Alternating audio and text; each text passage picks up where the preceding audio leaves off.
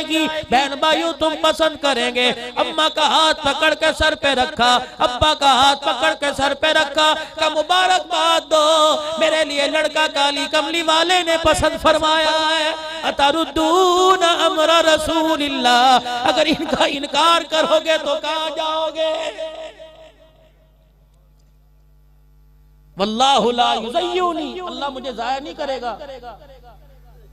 دے دے ہاتھ۔ حضور بچی تیار ہے، نکاح ہو گیا، 7-8 مہینے شادی رہی۔ آواز لگی تؤمنون باللہ ورسولہ وتجاہدون فی سبیل اللہ۔ ادھر جہاد کی آواز لگی، یہاں اذان آتی ہے، حی علی الصلاۃ حی علی الفلاح۔ وہ لوگوں بیوی کے پہلو میں بیٹھنے کا وقت ختم ہو گیا، اللہ کے دربار میں حاضر ہونے کا وقت آ گیا ہے۔ ایسا کیا سوچے نہیں یار گاہکی دا وقت ہے، نماز سے پڑھ لے، اللہ پہ بخشے۔ جن کے نعرے لگا رہے ان کا یہ مزاج نہیں تھا، بیوی کا چہرہ دیکھ رہا ہے۔ سنا ہے جو آیت جو اتری ہے، آواز لگی ہے کہ میں نے بھی سنی ہے، کیا ارادے ہیں؟ کہ میں تو تیری طرف دیکھ کے شرمندہ ہو رہی ہوں، کہ کس بات سے؟ کہ اتنی دیر ہو گئی آواز لگی ابھی تک تو گیا کوئی نہیں۔ انہوں نے کہا تیرا کیا بنے گا؟ کہ تیری یادوں کے سہارے زندگی گزاروں گی، ہاتھ میں ہاتھ دے کے وعدہ کر جا، اگر کٹ گیا تو میرے علاوہ کسی سے حوض کوثر پر ملاقات نہیں کرے۔ انہوں نے کہا وعدہ ہے، چل وعدہ، نکل گیا، میدان میں اترا، لڑتا لڑتا شہید ہو گیا جلبیب رضی اللہ عنہ۔ جنگ ختم ہوئی، رحمت دو عالم صلی اللہ علیہ وسلم نے دیکھا کون کٹا کون بچا۔ جناب حضرت جلبیب رضی اللہ تعالیٰ عنہ نظر نہیں آئے، میرے نبی نے اعلان فرمایا جاؤ میدان کے اندر دیکھ کے آؤ۔ صحابی رسول میدان میں اترا، 7 کافروں کے درمیان میں پڑا ہوا ہے، اللہ اکبر اطلاع دی کہ 7 کو مارا پھر دنیا سے گیا۔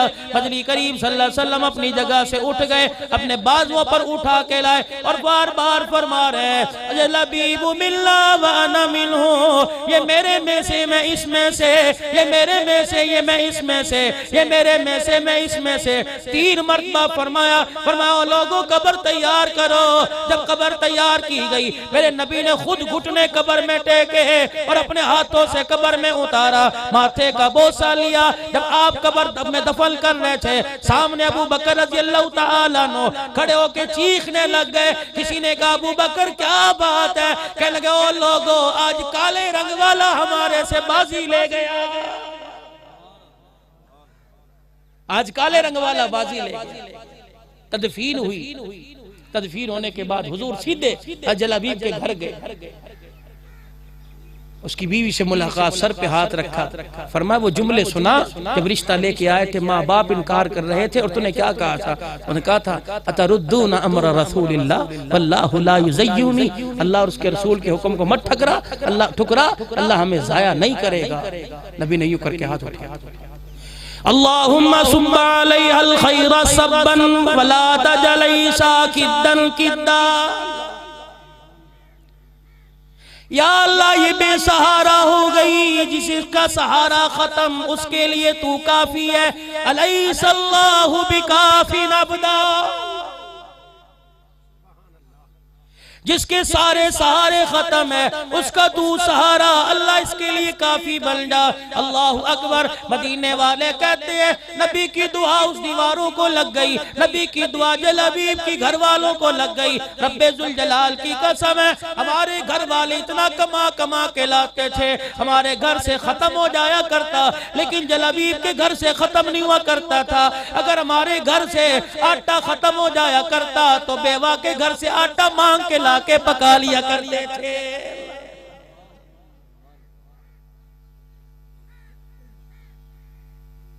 اندازہ لگاؤ صحابہ اکرام رضوان اللہ تعالیٰ علیہ مجمعین کا کتنا یقین تھا کہ رحمت دو عالم صلی اللہ تعالیٰ علیہ وسلم اپنی مرضی سے کچھ نہیں کہتے، جو انہوں نے کہہ دیا اللہ کے حکم سے کہا اور وہ برحق ہے، اسی میں نجات ہے، اسی کے اندر کامیابی ہے۔ آج بابو پورا قرآن مسجدوں میں پڑھا ہے، پورا قرآن تمہارے گھروں میں نسخے کی صورت میں پڑھا ہے، خدا کھول کے بیان کر رہا ہے یا ایھا الذین آمنوا کہیں کہہ رہا یا ایھا الناس، کہیں اے لوگوں کا خطاب ہے، کہیں کہہ رہا اے لوگوں جو ایمان لائے ہو۔ کبھی تجارت کے بارے میں بتلایا جا رہا ہے، کبھی کامیابی کا نسخہ بتلایا جا رہا ہے، کبھی راتوں کو اٹھ کے رونا بتلایا جا رہا ہے، کبھی دن کی تجارت کے بارے میں بتلایا جا رہا ہے، معاشرت بتلائی جا رہی ہے، بچوں کے ساتھ برتاؤ، بیوی کے ساتھ حسن سلوک، گھر والوں کے ساتھ کیسے رہنا ہے، محلے بازار والوں کے ساتھ کیسے رہنا ہے، دکانداری کیسے کرنی ہے۔ خدا پاک کی قسم تم بھی دکانداری کرتے ہو، کپڑے کی دکان ہے، کپڑے کی دکان پر کوئی گاہک آ جائے، پتہ ہے اتنی بڑی چھری میرے پاس ہے، ایسا لٹاؤں گا اٹھ نہیں پائے گا۔ رب ذوالجلال کی قسم ہے جس پہ تو چھری پھیرے گا آج نہیں تو کل اٹھ جائے گا۔ خدا کی قسم تجھے کیا پتا